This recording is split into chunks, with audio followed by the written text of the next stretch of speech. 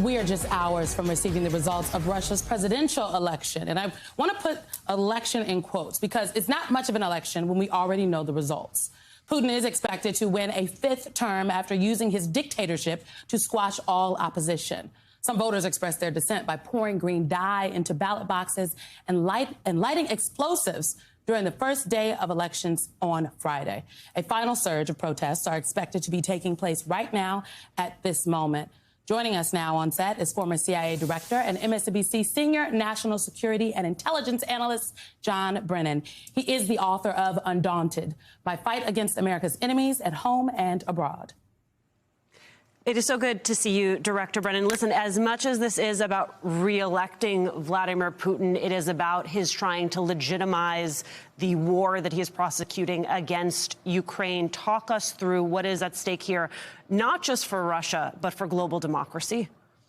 Yes, Alicia, as you point out, this is a sham election, but yet Vladimir Putin does seek the legitimacy that he believes such an election will give him.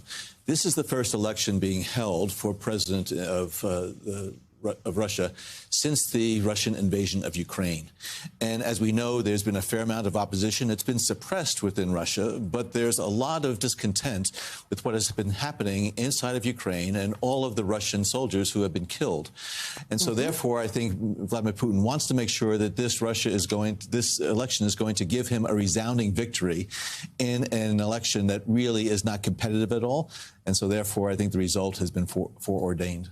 Director, I want to call your attention to some reporting by our NBC colleague, Keir Simmons, who notes that Putin will likely emerge from the election feeling emboldened and secure in his position, which will translate into how Russia behaves vis-a-vis Ukraine going forward and how that could potentially impact U.S. elections. And so this is really not so much as Keir's notes about re-electing Putin as it is an exercise in legitimizing the war, because you make the point, this is the first election since the war began.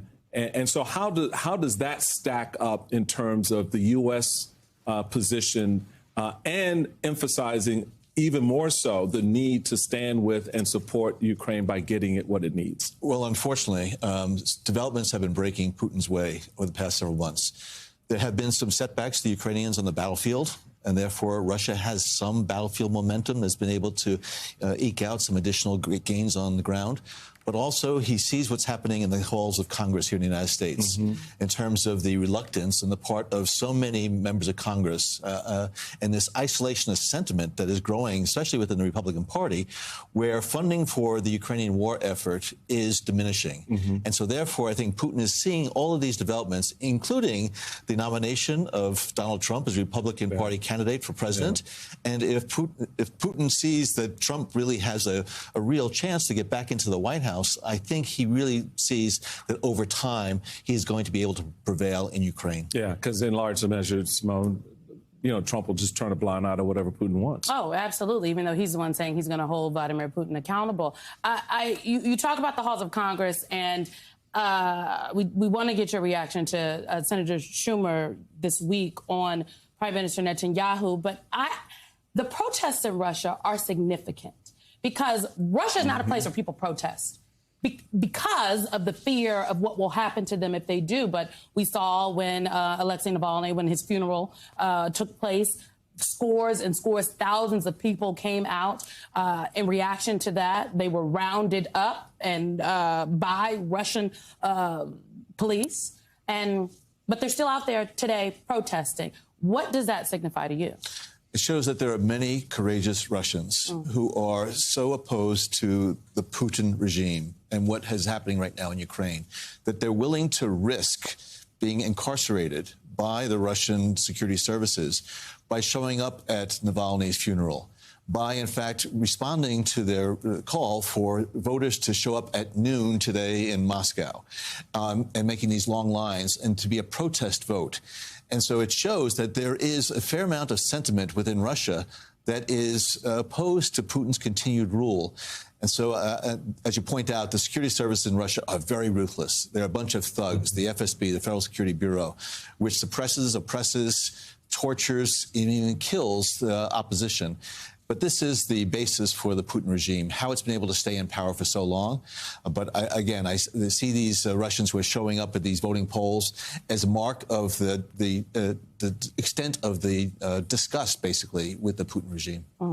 Let's play that sound from Senator Schumer earlier this week, speaking about Prime Minister Netanyahu of Israel.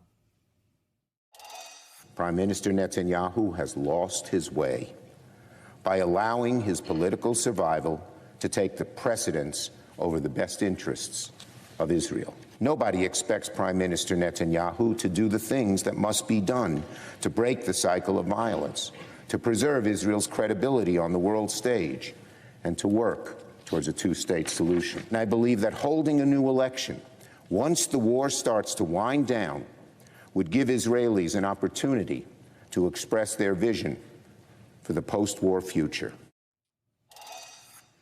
Director Brennan, notable that the president was asked about Senator Schumer's speech, and he said, quote, he made a good speech. Your sense, are we at an inflection point?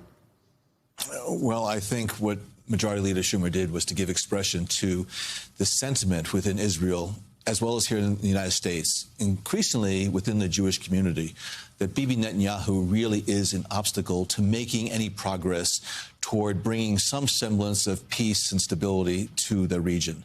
And so, therefore, I think what the White House did was to point out that Schumer was, in fact, speaking, I think, very boldly, and it's very unusual for a leader of the Congress to speak out against one of our very closest partners abroad, Israel.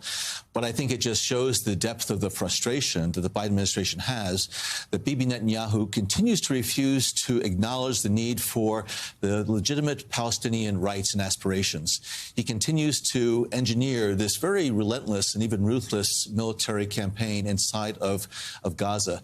That doesn't mean that Schumer is not continuing to condemn the atrocities perpetrated by Hamas and the need to be able to destroy Hamas, just like the White House is. At the same time, Bibi Netanyahu is not helping to make some progress toward bringing this conflict to an end.